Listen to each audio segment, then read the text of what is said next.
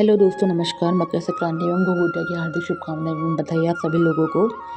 तो दोस्तों, आपको पता ही है घुघुतिया एक बहुत लोकपर्व त्यौहार है कुमाऊं में। इसके पीछे बहुत बड़ी कथा है जो कि बहुत लोगों को पता होगी, बहुत लोगों को नहीं पता होगी। तो आज मैं बताती हूँ आप सभी लोगों को।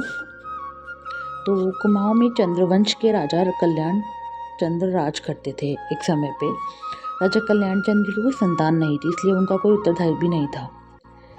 उनके मंत्री सोचा करते थे कि इनके बाद सारा राजपाट हमारा हो जाएगा। ठीक है।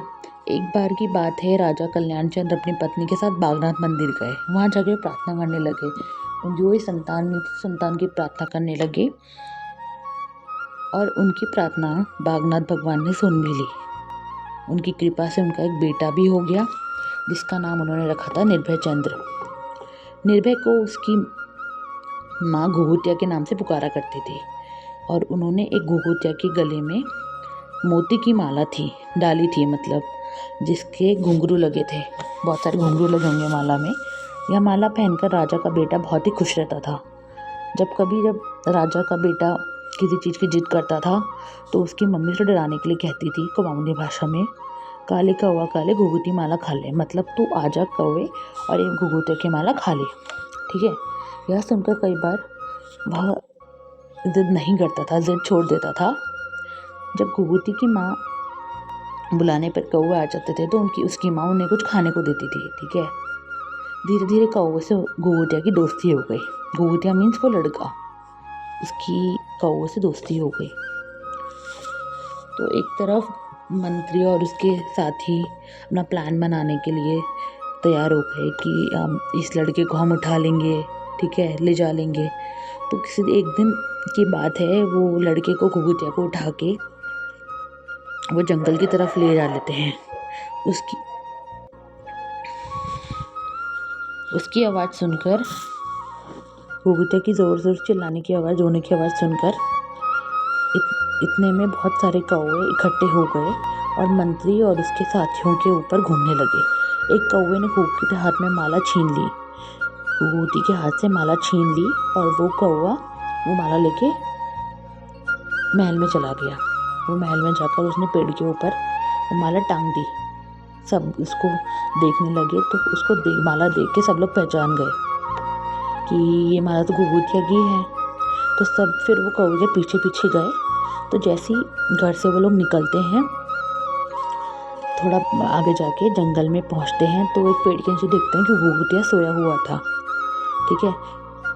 उसके बाद माँ ने घुघुती की माला देखकर कहा कि आज यहाँ माला नहीं होती तो घुघुतिया जिंदा नहीं रहता।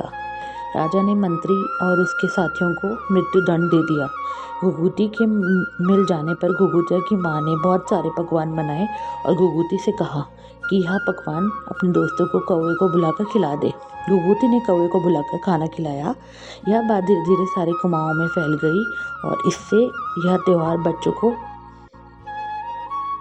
त्यौहार के रूप में लिया जाता है और लिया गया है। इनके बच्चों के लिए ही मनाया जाता है। तब से हर साल इस त्यौहार को धूमधाम से मनाया जाता है। इसके लिए हमारे यहाँ कहावत है मशहूर की, शरदों में ब्राह्मण और उत्तरायणी को कौवा मुश्किल से मिलते हैं।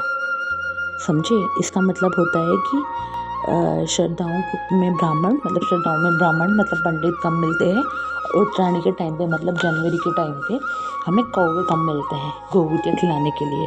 क्योंकि क्या होता है, बेसिकली ना हम लोग घुघुतिया बनाते हैं और बच्चे क्या करते हैं, बच्चों के लिए माला बना देते हैं। घुघुती की माला बना के एंड मकर संक्रांति 14 को मनाई जाती है। लोग 14 को बनाते हैं। हमारे यहाँ 15 को खिचड़ी खाने के बाद शाम को घुघुतिया बनाई जाती है और उसके अगले दिन त्यौहार मनाया जाता है। तो बच्चों के लिए माला पहना के 16 को सुबह माला पहन के बच्चे त्यौहार खाते हैं और फिर कौवे को बुलाते हैं कि आजा कौवा आजा, घुघुती माला खा जा। और गांव में कौवे आते भी हैं, जो पहाड़ में कौवे आते भी हैं खाने के लिए। शहरों में तो मुश्किल से दिखते हैं बट आते हैं कौवे। तो ये कथा थी जो मैंने आपको सब बताई है। बहुत ही अच्छी कथा है, आप सभी को पसंद आई हो, आई होप सो। गाइस, अगर आपको अच्छा लगा है मेरा व्लॉग, मैं तो do like share and subscribe. Bye bye.